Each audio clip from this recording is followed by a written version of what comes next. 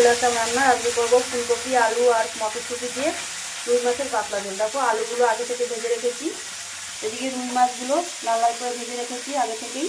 এদিকে একটা পেস্ট করে রেখেছি মশলার, পোস্ত, লঙ্কা আর আদা, টমেটো সব দিয়ে একটা পেস্ট করে রেখেছি। এদিকে দেখো ফুলকপিগুলো ভাজা হচ্ছে। এবার ফুলকপিগুলো ভেজে নিচ্ছি, ভালো করে লাল লাল করে ভেজে নেবো।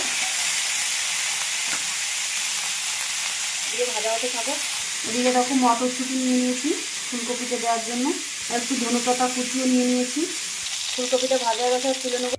এবার পেস্ট করা মশলাটা দিয়ে দেবো তেলের মধ্যে, দিয়ে দিয়েছি। এবার একটু লবণ, লঙ্কা, জিরের গুঁড়ো দিয়ে দেবো, সব দিয়ে দিয়েছি। খাবার সামান্য কিছু নিয়ে দিয়ে দিলাম। এবার কষে নেবো মশলাটা ভালো করে। দেখো কষানো প্রায় হয়ে গেছে। এবার একটু দুটো তেজপাতা দিয়ে দিলাম আর মটরশুঁটিগুলো দিয়ে দিলাম, আর আলুগুলো দিয়ে দিলাম। এবার ফুলকপিগুলো দিয়ে দেবো ভেজে রাখা। এবার কষে নেবো সব একসাথে,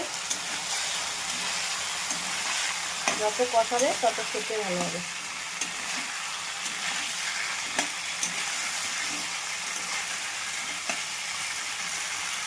এদিকে আমার ফুলকপি কষানো হয়ে গেছে, এবার জল দিয়ে দেবো। এদিকে দেখো একটু গরম জল করে রেখেছি, এবার জলটা দিয়ে দেবো। দেখো জল দিয়ে দিয়েছি, কালারটা কত সুন্দর এসেছে দেখো, তেলও দেখো কীরকম ভাসছে। এবার 10-15 মিনিটের মতো ঢেকে দেবো ঢাকনা দিয়ে।